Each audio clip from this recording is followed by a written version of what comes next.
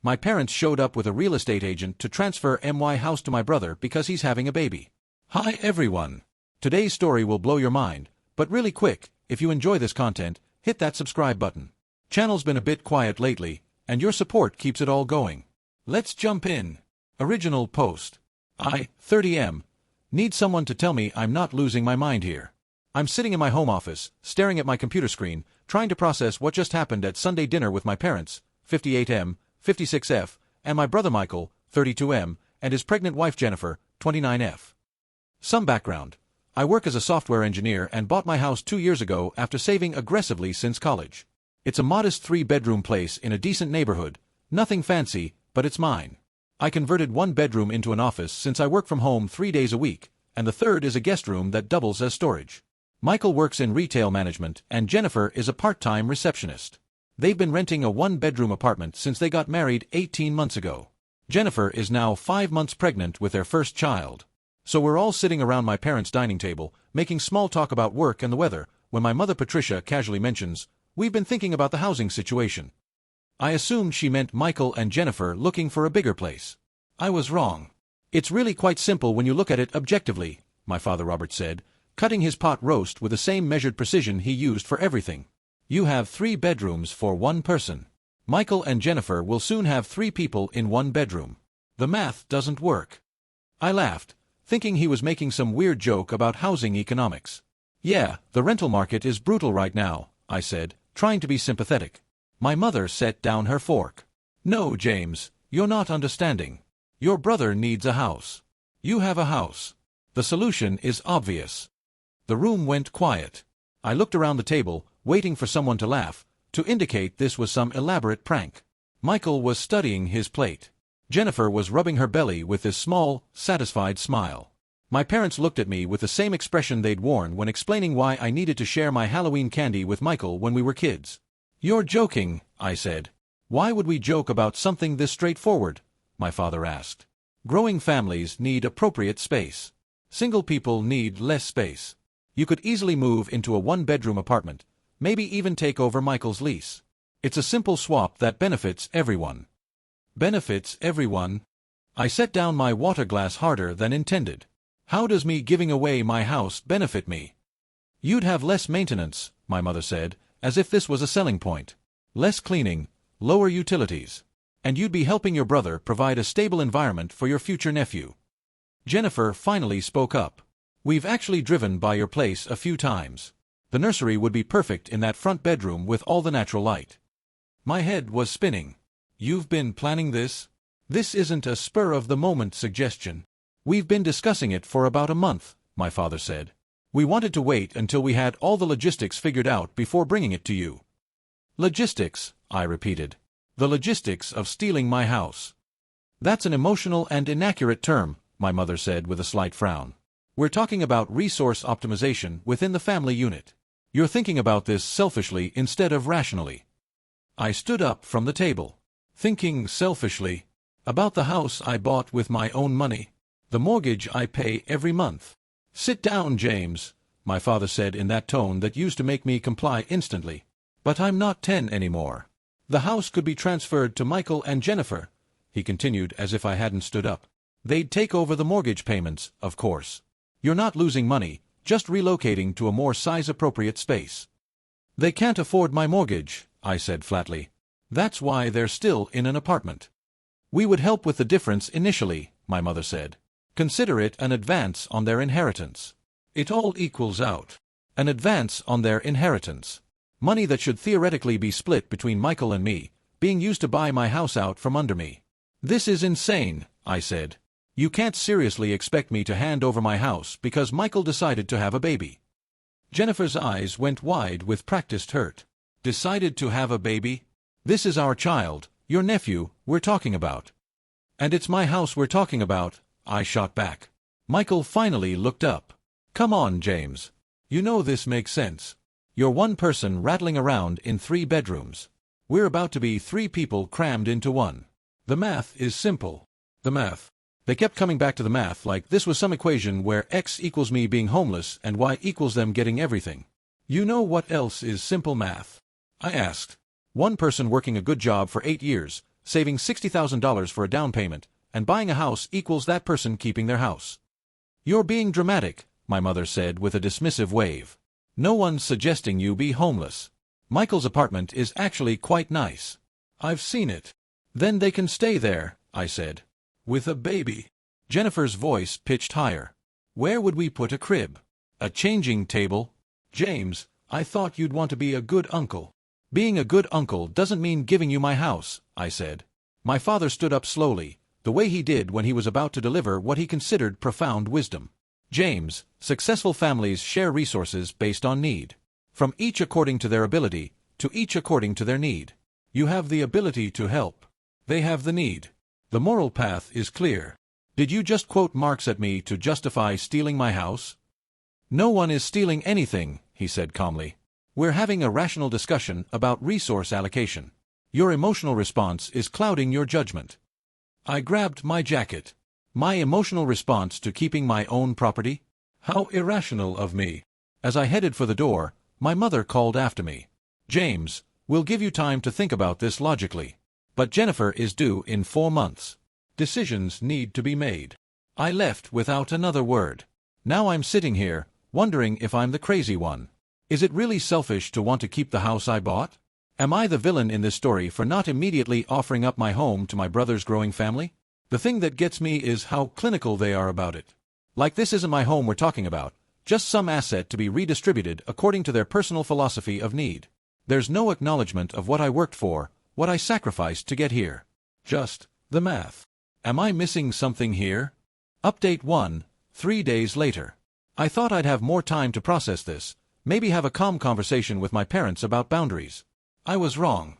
They showed up at my house this morning. Not to apologize or discuss it like adults, but with a folder of real estate documents and a real estate agent named Nancy who they'd apparently hired to facilitate the transition. I was working from home when the doorbell rang at 10 a.m. Through the peephole, I saw my parents and a woman in a blazer holding a clipboard. I considered not answering, but my car was in the driveway. James, my mother said brightly when I opened the door, as if Sunday hadn't happened. We brought Nancy to do a walkthrough. She's handled family transfers before. Family transfers, I repeated. You brought a real estate agent to my house. Nancy extended her hand with a practiced smile. I specialize in intrafamily property transitions. Your parents have explained the situation. Have they? I didn't shake her hand. And what situation did they explain? That you'll be downsizing while your brother's family upsizes.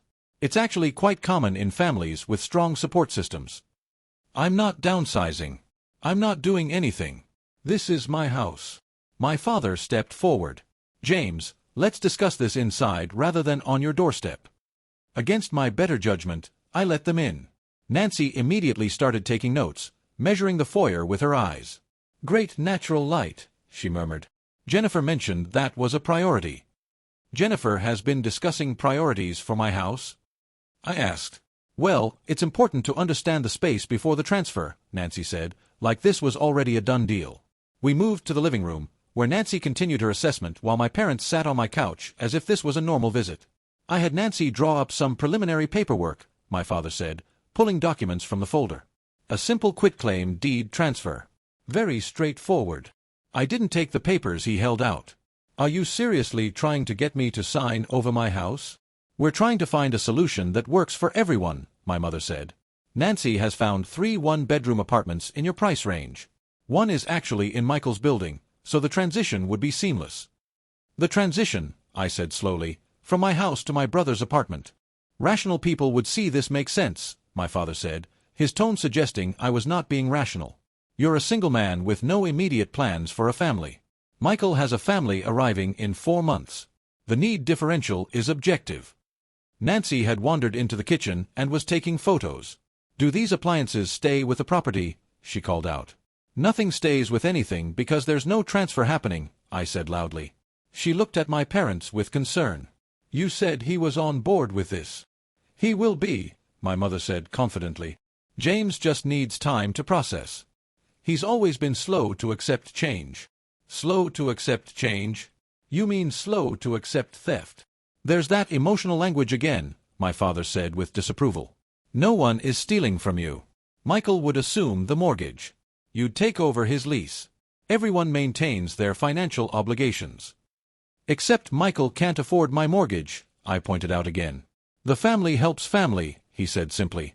Your mother and I would bridge the gap. With money that would normally be inherited equally by both of us. Inheritance isn't an entitlement, James. It's a tool for family betterment. The doorbell rang again. My stomach dropped as I saw through the window Michael's car in my driveway. I opened the door to find Michael, Jennifer, and Jennifer's mother Susan all standing there.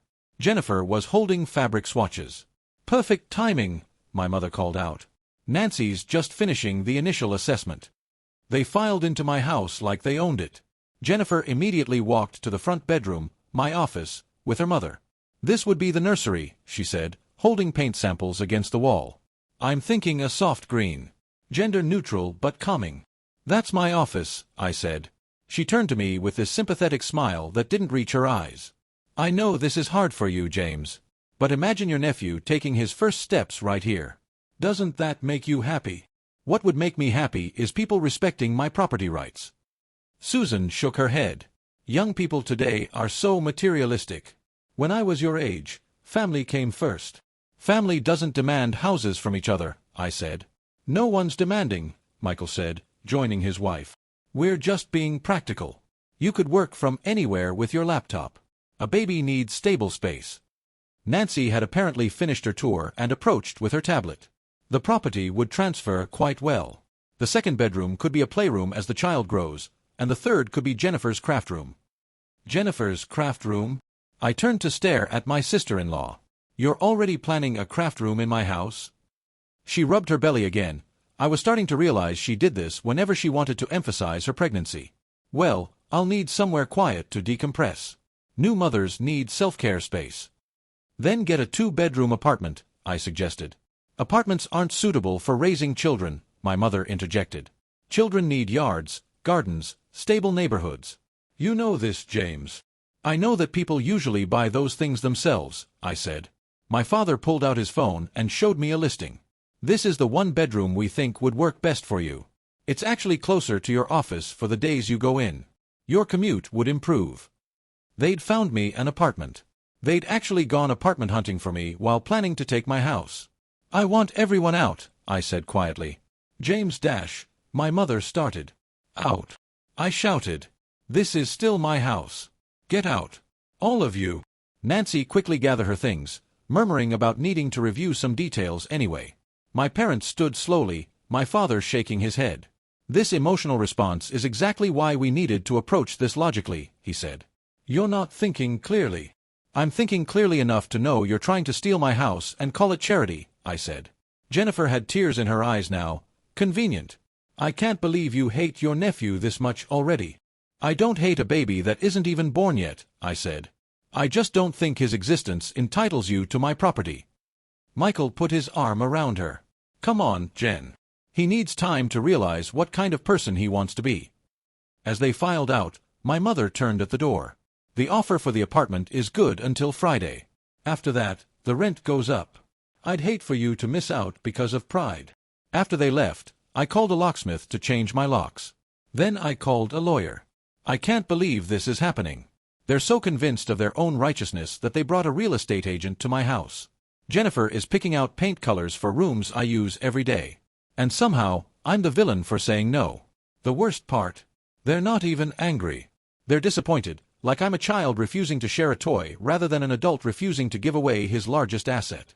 The clinical certainty that they're right and I'm just being emotional makes me question my own sanity. But I'm not crazy, right? This isn't normal. Update 2, 3 weeks later. Things have escalated beyond what I imagined possible. I need to document this because I'm genuinely starting to feel like I'm living in some alternate reality where property rights don't exist. Last week, I came home from the office to find Michael's car in my driveway and my front door open. My heart nearly stopped. I rushed inside to find Michael, Jennifer, and a contractor in my office, discussing renovation timelines. What the hell are you doing in my house? I demanded. Michael turned to me casually. Mom gave us her key. We needed to get measurements for the crib. I changed the locks. I said. Yeah, Mom mentioned that. She called a locksmith to make copies when you were at work Tuesday. She said you gave her permission to handle some maintenance stuff. He said this like it was perfectly normal. The contractor looked uncomfortable. Should I come back? No, I said firmly. You should leave and never come back because there's no renovation happening. Jennifer was sitting in my desk chair, her feet up on my ottoman. James, you're making this harder than it needs to be. The baby is coming whether you cooperate or not. The baby can come all it wants. It's not coming here, I said. Actually, Michael said, pulling out his phone, Mom and Dad's lawyer says we have a strong case for constructive eviction based on family necessity. Family necessity isn't a legal concept, I said. I know because I've consulted my own lawyer. They exchanged glances. You got a lawyer? Jennifer asked, as if this was a betrayal. Against your own family? You're trying to take my house. Yes, I got a lawyer. The contractor quietly left while we argued. Michael stood up, trying to use his 2-inch height advantage to intimidate me. You realize Mom and Dad are prepared to file for conservatorship if you keep acting irrationally? Conservatorship? I laughed. On what grounds? Antisocial behavior, inability to recognize family obligations, delusional attachment to property over people. He listed off like he'd memorized it. They have Dr. Harrison ready to testify. Dr. Harrison was my parents' friend, a psychiatrist they'd known for 20 years. They're trying to have me declared mentally incompetent because I won't give you my house? It's not about the house, Jennifer said, standing up with effort. It's about your inability to process normal family dynamics. Healthy people share resources. Your hoarding mentality suggests deeper issues. Hoarding? I own one house that I live in. That you refuse to share with a pregnant family member, she countered. That's pathological selfishness. I pulled out my phone and called the police, reporting a break-in. Michael and Jennifer left before they arrived, but I filed a report anyway. The officer seemed sympathetic but said it was a civil matter since they had a key. 2 days later, I received formal legal documents. My parents are actually suing me. The lawsuit claims unjust enrichment and breach of implied family contract. Their argument is that by accepting family support during childhood and college, they paid for part of my tuition, I entered into an implicit agreement to share resources according to family need. My lawyer, David, says it's unlikely to succeed but will be expensive to fight. They're trying to exhaust you financially and emotionally, he explained. They're hoping you'll settle by giving them the house. The same day I got the lawsuit, Jennifer posted on social media about family members who value property over pregnant women and babies, with a picture of her crying. The comments were brutal, people calling me heartless, selfish, even suggesting I should be ashamed to call myself an uncle. She didn't use my name, but everyone in our extended family knew who she meant. My cousin Lisa called me that night. Just give them the house, James. Is it really worth destroying the family? I'm not destroying anything, I said. They're suing me for my house. Because you're being stubborn. Babies need space. You're a single guy. The math is obvious. The math. Always the fucking math. Yesterday was the worst yet. I came home to find a moving truck in my driveway and boxes on my lawn. Michael and Jennifer were directing movers to load my office furniture into the truck. Stop! I shouted, running toward them. Those are my things. We're just relocating them to your new apartment, my mother said. She was there too, supervising with a clipboard. The 1-bedroom is ready for you. First month's rent is paid. You rented me an apartment? I was incredulous. Someone had to be practical, she said. You're clearly too emotional to handle logistics. I called the police again. This time they made Michael and the movers put everything back, but Jennifer made sure to cry loudly where the neighbors could see, holding her belly and swaying like she might faint. He's throwing out a pregnant woman, she wailed to anyone who would listen. His own nephew. Mrs. Patterson from next door now glares at me when I get my mail. My parents have started telling everyone that I'm having a mental health crisis. They've expressed concern to my employer, who called me in to ask if I needed time off to deal with personal issues.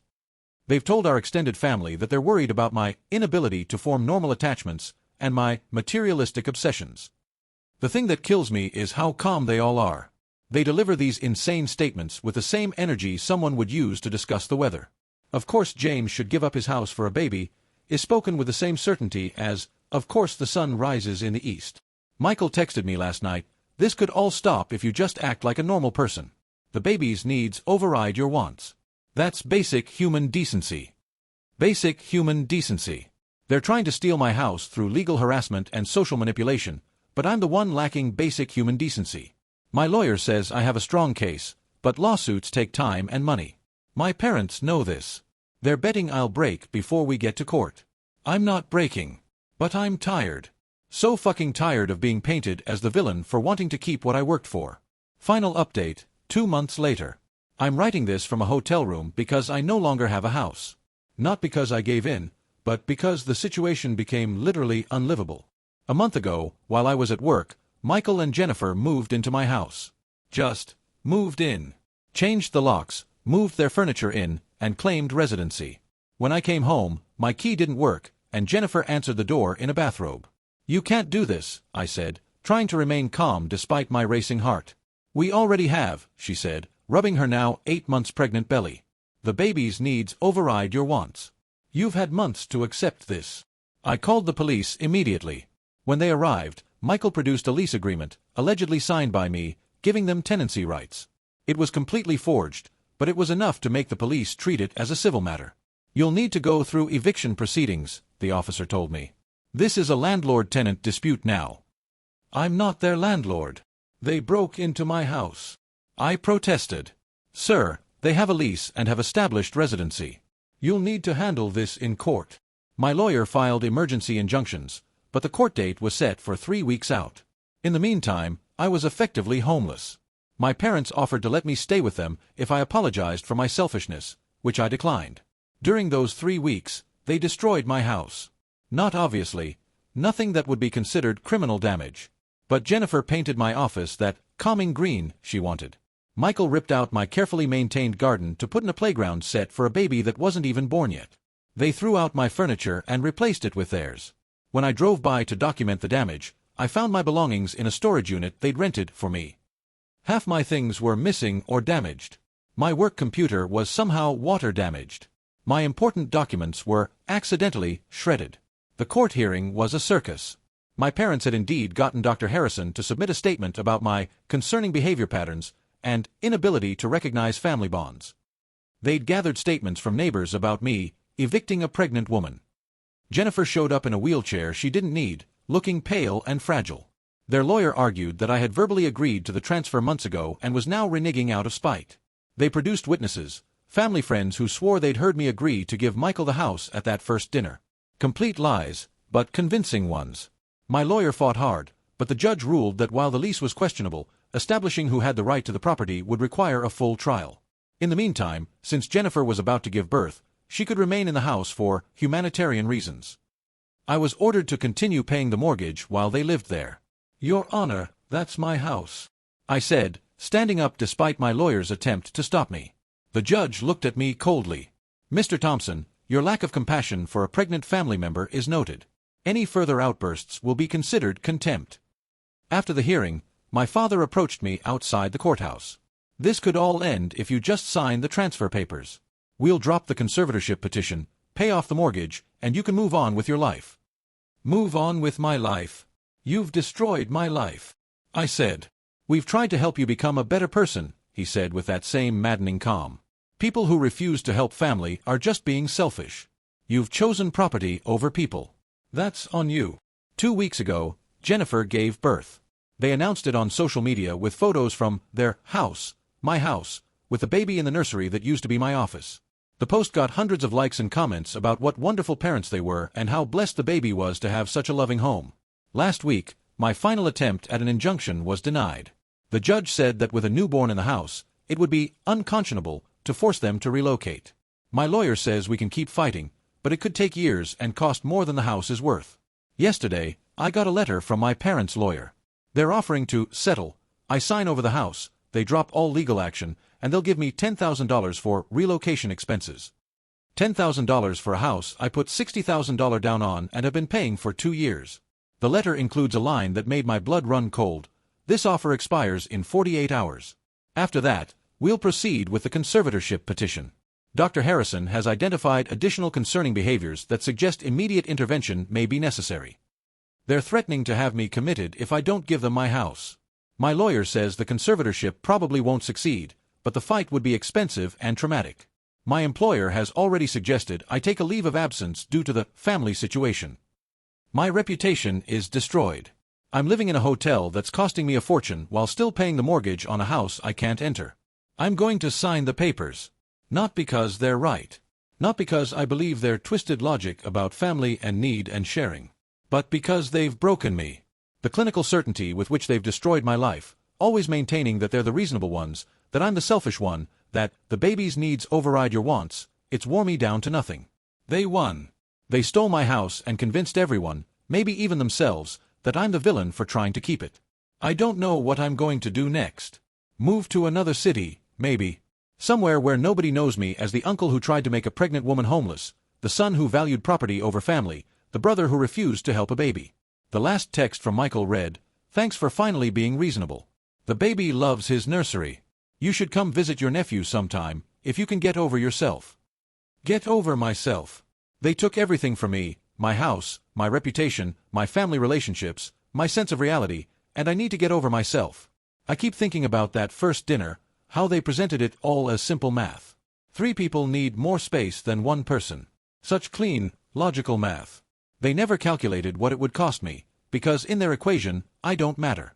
I'm just the variable that needed to be removed to make their solution work. The math was simple after all. They were willing to destroy me to get what they wanted. And they did.